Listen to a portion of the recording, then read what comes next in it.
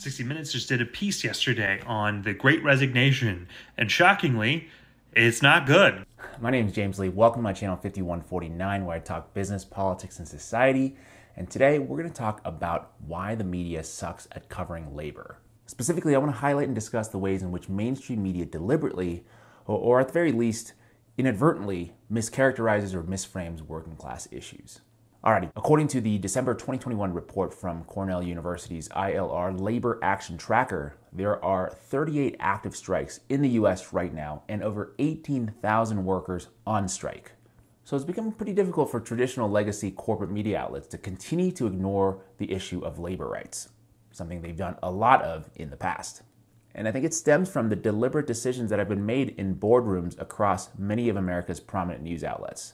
In his 2019 book, No Longer Newsworthy: How the Mainstream Media Abandoned the Working Class, Chris Martin documents how the newspaper industry's interest in cultivating an increasingly upscale audience led papers to eliminate the labor beat, journalists who specialized in reporting on unions and the labor movement, and to frame coverage of labor actions from the perspective of management and middle-class consumers rather than workers. I suppose from a business perspective, legacy media news would want to cater to a wealthier audience who would maybe potentially have more time and money to consume their news, but the downside of that is just really poor or misguided coverage of issues that are critical to the majority of the people in this country. First off, they titled it The Big Quit. Now, she does mention that it's also called The Great Resignation, but I think that there's a reason why they called it The Big Quit, and I think it's because great has usually a good connotation for it. And Great Resignation, I don't think that, as you can see in the rest of the piece, they're not really pro-worker here. The Great Resignation, it sounds too positive. It's too much like a legitimate working class movement taking power back from their corporate overlords. Let's call it The Big Quit instead. That sounds really negative. Nobody likes a quitter. They interviewed a total of 5 people for the piece. The LinkedIn executive you already saw, a restaurant owner, a construction company owner, the founder of a startup for hiring virtual assistants, and then one of those virtual assistants.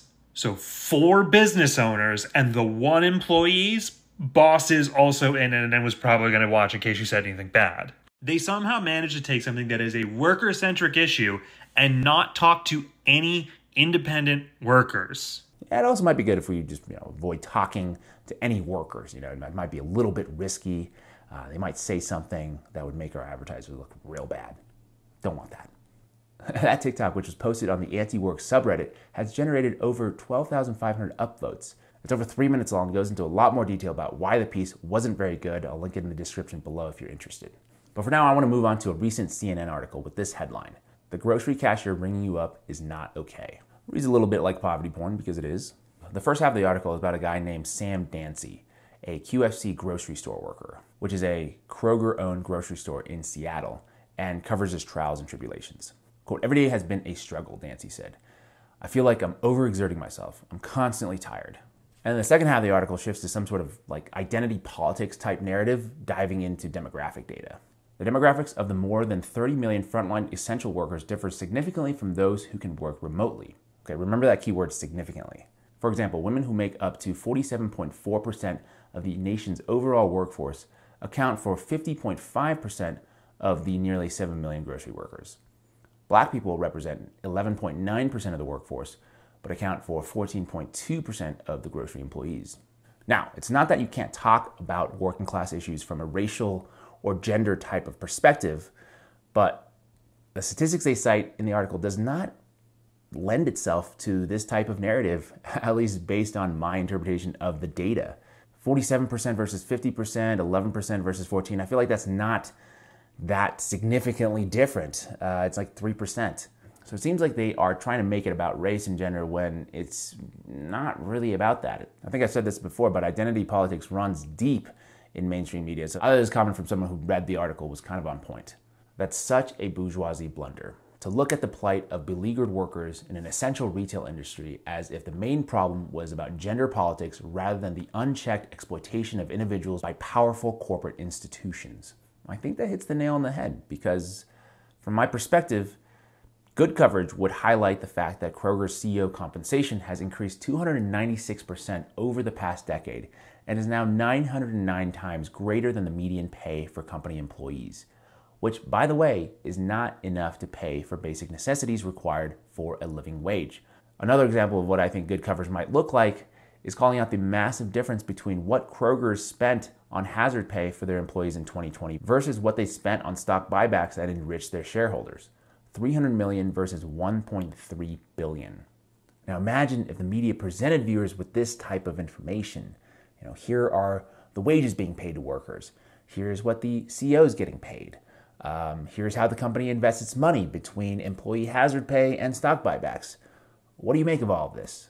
And it's unfortunate that traditional corporate media either can't talk about this for obvious reasons, maybe conflicts of interest with their advertisers or whatnot, or just incapable of doing so because they don't know how. Coverage of occasional labor-related events, usually strikes or threatened strikes, are left to general assignment reporters with little or no in-depth knowledge of unions, collective bargaining, labor laws, or any other integral aspects of labor relations. Assigned to report on a strike, for instance, they tend to overlook the critical underlying issues behind the dispute, the motivations and ultimate goals of both the union and the employer, the history of their past relationship that has led up to the recent confrontation. Lacking such insight, their reports invariably are confined to a winners and losers approach, sometimes even a hero and villain perspective. If the strike is settled peacefully, the employer is praised. If the strike occurs, the union is blamed. I think that last little bit sums up like 80-90% of news coverage, regardless of the topic. They always tell us who's winning, who's losing, who we should worship, and who is so despicable that we have to write off. This is another recent article from CNN. More than 8,000 workers are on strike at 77 Denver area grocery stores. I'm thinking, cool, CNN covering labor strikes, I'm all for it. But here's how they do it. They cover the two opposing sides. One side, the workers think it's a horrible offer. Quote, the company's last, best, and final offer in many ways is worse than its previous offers, said Kim Cordova, president of the local unit of the striking union. The other side, management, kind of plays victim. Quote, the union is putting politics before people and preventing us from putting more money in our associates' pockets, said Joe Kelly, president of King Soopers and City Market. Creating more disruption for our associates, their families, and Coloradans rather than negotiating a peaceful resolution is irresponsible and undemocratic. Because we know responsible and democratic are two values that permeate through the boardroom. They don't. I don't think corporate executives are the best judge of what is irresponsible and undemocratic. However, I will give CNN a slight bit of credit. They do cite an Elizabeth Warren quote that speaks to a lot of what I find to be important in the discussion. Jacking up prices, using profits to reward executives instead of investing in workers. But because they chose to convey these points through a politician, it can't do anything but politicize this issue, which I find to be not that political. To me, there's not really a need for politics or sensationalism, winners and losers. There's just a need for the media to present the pertinent facts and figures that help us understand the motivations of the people who make the decisions. How much money or how much capital does a company have? How are they choosing to invest it? How much does a worker make on average? How much are executives making? How much does it cost to live in that area, et cetera, et cetera? I think the media's garbage attempt at covering labor, whether it be nefarious or incompetence, I'm not sure, but it's certainly harmful.